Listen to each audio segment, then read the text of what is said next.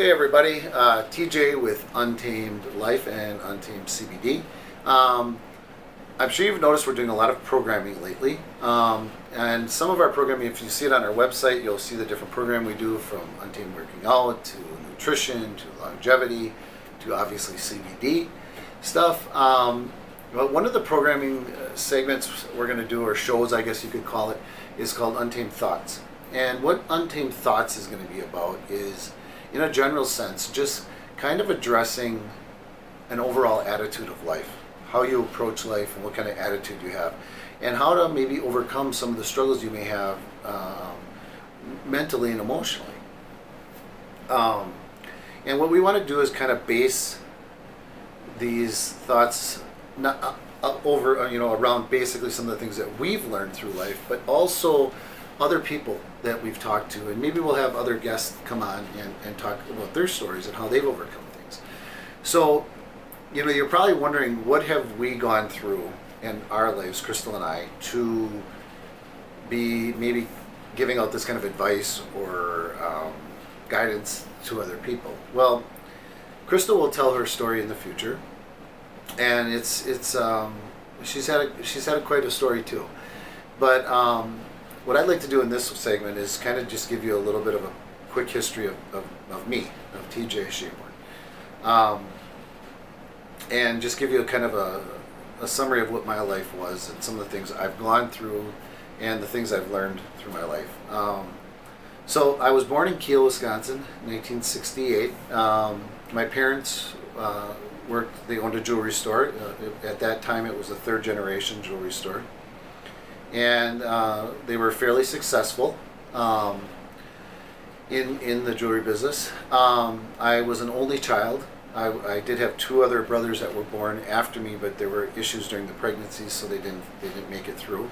The house I grew up in, the home I grew up in, I guess I wouldn't really even call it a home. I guess the house I grew up in was very dysfunctional.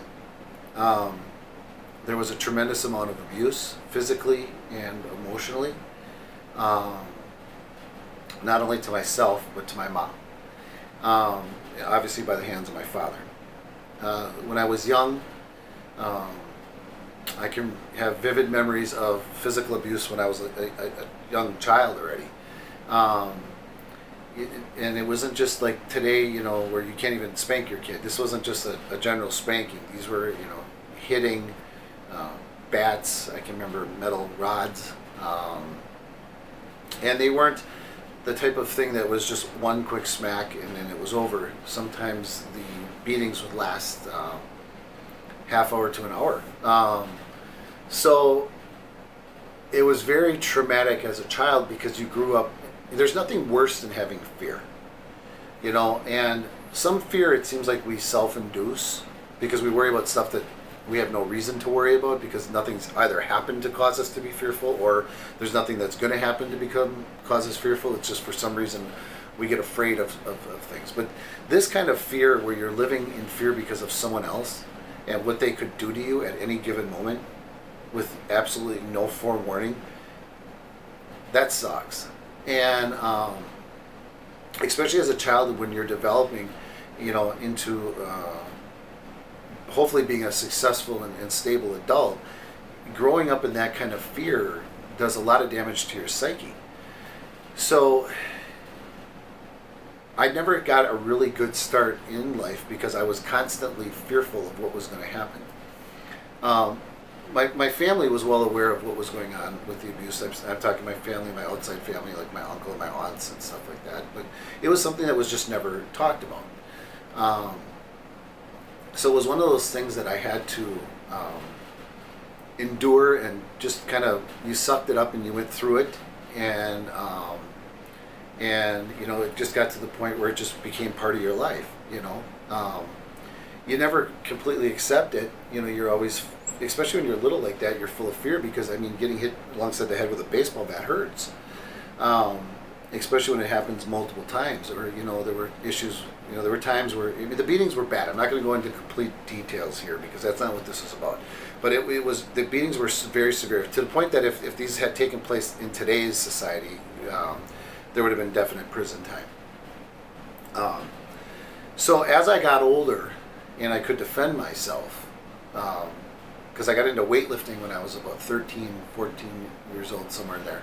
I started to get bigger and stronger, and my dad could no longer physically handle me. I remember the last time he went at me physically, and it was the first time I ever put my dad down. And I remember him looking up at me, and I could see the shock in his eyes that he realized at that moment that he could never physically handle me again. That's when the emotional abuse got really bad. It was always bad before that. The putting down, you were never good enough, constantly being pointed out what you were doing wrong. It was, it just was one of those confidence things where it was just beating you down. You never got a good job. You never got, hey, that was awesome, but let's see if we can maybe work on this, and this maybe will help you. Where you're doing some positive, and then with some constructive too.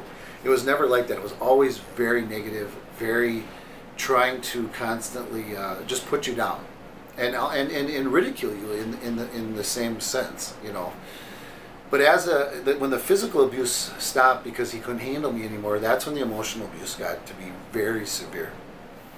And in a lot of ways, that's as, if not more damaging than the physical abuse.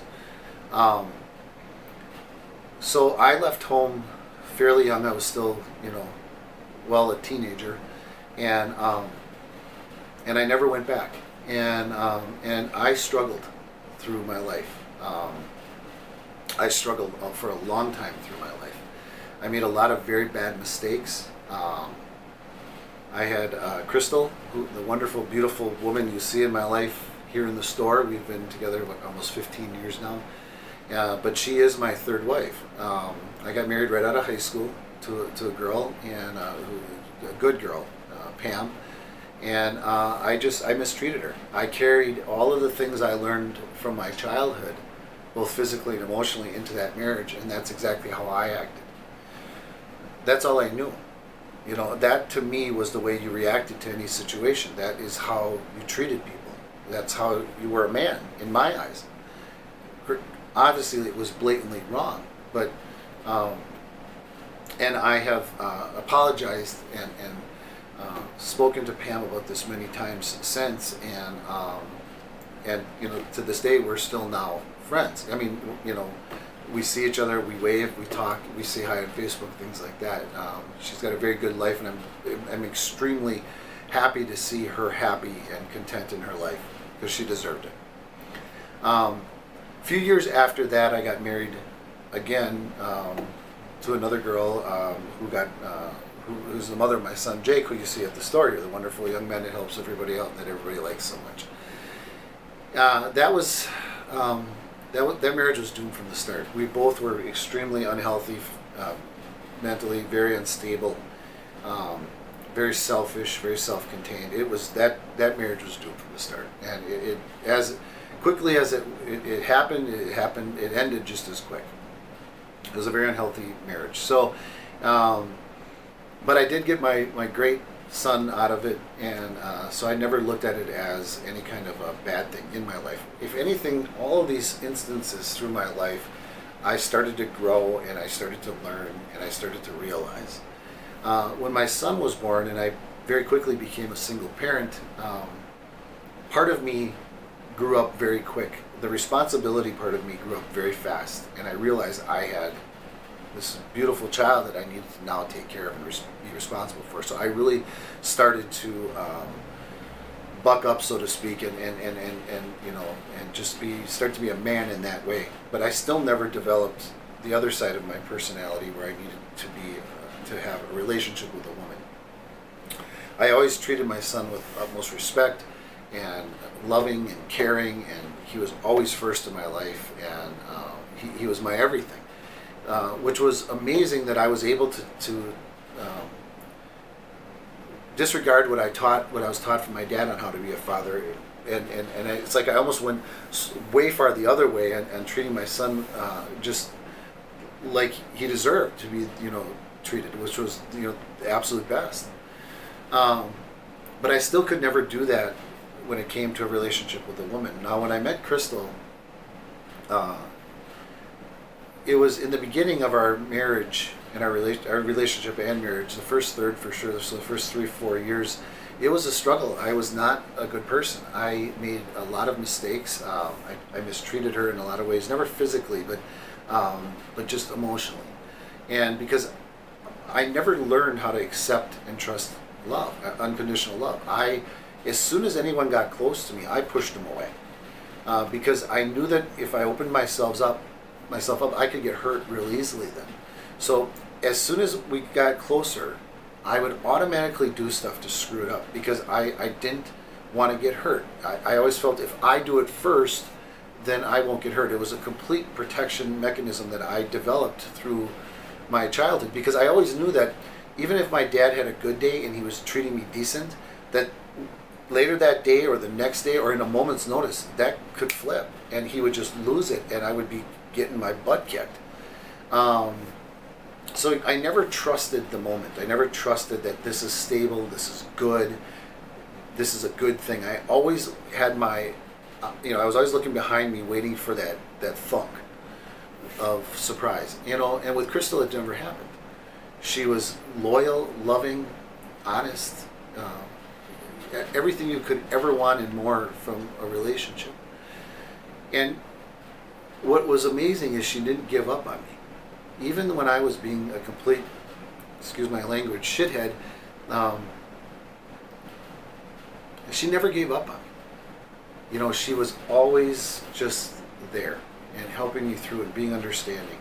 And that persistence paid off because I started to eventually learn unconditional love. I started to learn how to accept unconditional love. I started to learn how to give love. And after time, our relationship really started to grow and grow. The other thing that I think helped me change my life in that way was the fact that when I started to become more spiritual, not religious, but spiritual, I started to realize that I had to get rid of all of this anger and pinned up resentment I had towards my dad, and because it was dragging me and my spirit down.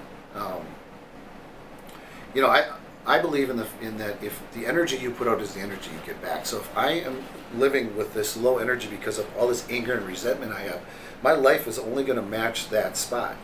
But if I can let loose of all this anger and anxiety and stress and fear and all these other emotions, these bad emotions that have very low energy levels, and let that all go and raise my energy up because I can forgive and not so much forget but move on, that my life will raise up. And it did. It happened just that quickly. When I was able to let go of all of that just negative, terrible emotion and memory, not that I forgot what happened to me as a kid, but you don't dwell in it. My life started to thrive. Both in my relationship with my wife, in my relationship with my son, which was already very good, but we got even closer, and in our businesses and our success. But it would always get knocked back down. And I would kind of always not go back to where I started, but I would always kind of get knocked back down. And the reason it was is even though I let go of it all and I forgave my dad, I still had him in my life. And my dad up to this had not changed. Even to this day, he has not changed. So I would forgive him, and we would, and things you would move on, and everything would start to improve. And then he would pull one of his stunts again, and pull his emotional turmoil that he puts in people's lives, and then it would pull me right back down because it would just like nick the scab off, and now the wound's open again. So what I realized I had to do was I had to move on. I had to forgive him. I had to let go of all that negative energy, but I also had to remove the person in my life that was causing all this. If he had changed, I would have no problem having him in my life because we could probably have a very good relationship, and I've always wanted that. I've never had a father-son relationship. Even though I always had a father, it was not a father-son relationship. It was a very fearful, controlling relationship. But he hadn't changed. So I had to remove that from my life. And when I learned to do that, when I had the strength to walk away from it and say, I'm done, I cannot keep you in my life because you're causing me nothing but pain and turmoil, and I only have so many years on this earth, and I don't want to waste them, you know, because of your attitude and the problems that you're having in your life, or the issues that you're dealing with. That's when my life just blossomed, and to this day, I can think about him, or I can get reminded of him, or I can talk about him with someone, and it doesn't drag out of me. Like right now, I don't get emotionally upset or aggravated about thinking about the things he did to me anymore, because I have removed that pain out of my life, both through forgiving him and not allowing him to do it anymore by not having contact with him. So, you know, I guess the thing that I want this message to relay to you is, you know, if you have someone in your life that's causing you pain and they're unwilling to change or unable to change, you've got to put them aside. Maybe not forever, but until they at least get better, until they at least start acting better, until they start realizing the ways of their mistakes. I mean, misery loves company. Everyone's heard that saying, and that's how my dad was. My dad would never be around people, and you can see it in his life, anyone who knows him. He was never around positive people. He always surrounded himself with negative people, because someone who was positive, someone who was happy, someone who was successful, in not so much money success, but in life, he didn't like those people. He would put those people down. Those type of people irritated him, because he knew he wasn't like that, and that was intimidating to him, to have someone that could be that way, and he was jealous that they could live and be happy and find joy and peace in very simple things in life that's all around us and that's free to everyone. I'm sorry, there's a fly buzzing around here, so if you see me waving around, that's what's going on. But you know, my dad was never able to do that, and it took me a long time to do that. Everybody fights negative thoughts, negative actions, emotions, things like that. You know, it's not like I don't have them. You know, I do, but you know, you learn to check yourself, and you learn to control it, and you learn to realize, why are you having that negative emotion? Is it because of that person, or is it because of something maybe you're still dealing with, and that person just brought it out of you? And since I've been doing that in my life the last, you know, maybe, you know, for surely the last 2 to 3 years, but I've been doing it longer than that, but I've really focused on it this last couple of years here. Our lives have just grown. My marriage with Crystal is just, it keeps growing stronger. It keeps just blossoming. I mean, we're literally best friends. I cannot stand being away from her. We work together, you know, down here at the store all day. We're together all night, and a lot of people ask us, how do you do that? How do you get along? Don't you want to get away from each other? And we're like, no. You know, she does do shifts at the hospital, because she's a nurse yet at the hospital part-time, and when she's like today doing a shift, I miss her. I want to be around her. I want to be with her. She's my best friend, her and Jake, you know, and so, and I think that shows that, you know, you have a strong bond and a strong relationship.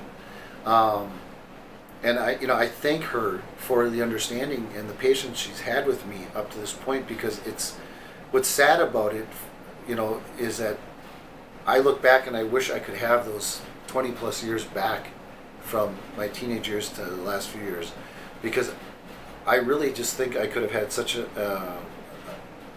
just to have that time back would be awesome. To have that time back and to be in a healthy mind frame would be awesome. But then I also look at it as, maybe if I didn't go through all that, maybe I wouldn't be where I am right now, both in my marriage and my relationship with my son and our growing businesses that we keep doing. Maybe that wouldn't be. Maybe the second half of my life, this last half of my life, is going to be even better, because the first part of my life was so bad, and I learned how not to do things, that now I can just capitalize on all those lessons and do that. And that's the way you have to look at things, I guess, is, you know, everything happens for a reason. Everything happens, you know, there's a good and bad to everything. And it may not always seem like there's a good to things. Believe me, when I was getting the crap beat out of me, I didn't look at it as good. But it also now has taught me how not to be. I mean, you know, I learned very little from my dad. But what I did learn is how not to be a father, how not to be a husband, and how not to treat other people. So in a way, you can look at that as good. You know, I did learn from him, but through his mistakes. What's sad about my situation with my dad is the fact that I never had a father-son relationship with my dad. I never had a father I could rely on talk to, trust, get advice from, and have it be good, solid, quality, honorable advice. I never had that. Those lessons I had to learn on my own through my own mistakes, my own downfalls, and I made a lot of them. But you know, the other thing I think that you have to be able to do is you have to realize that you have to be honest and true to yourself and say, you know what, I'm screwing up. I'm being a shithead. I'm treating people wrong. I am making mistakes. And if you can look at yourself honestly and look at your life honestly, you're going to be able to assess yourself and make strides in your life because of the fact that you're being honest. If you're going to make excuses for everything, well, I do this because my dad did it to me, or you know, I was abusive because my dad was abusive to me. That's just making excuses. You're not taking account and you're not taking responsibility for yourself and your actions. And once you do that, once you take responsibility, once you step up and start to just be a strong, honorable human being, that's when you'll start to see your life just really improve. You know, so if there's anybody in these situations where you're being drugged down by someone else in your life, you know, you gotta think about possibly removing that person from your life, because otherwise you're never going to get out from under where they are, you know. So I don't know, I guess I got rambling here a little bit, but that's kind of my story in a very small nutshell. There's a lot more to it as far as like my bodybuilding career and what took me from bodybuilding to jewelry to fitness studios to pawn shop to pet store and now CBD. There's a whole another story there. My wife and my mom always said I've lived a full lifetime in the 48 years I've been on this earth already, and I have, but that's how I am. I really enjoy life. I enjoy experiencing new things. There's very few things I don't like to try and I don't like to experience. I like to experience all of life, good and bad. So, you know, if anybody needs to reach out and talk, or you know, if you need any advice based off of what I just spoke about, you know, on maybe how I did this or how I did that, just feel free to contact us. I always scroll our information below on these videos, and I hope that, you know, even if this video helps just one person, this was well worth doing. And I appreciate you guys watching, and I'll talk to you guys real soon.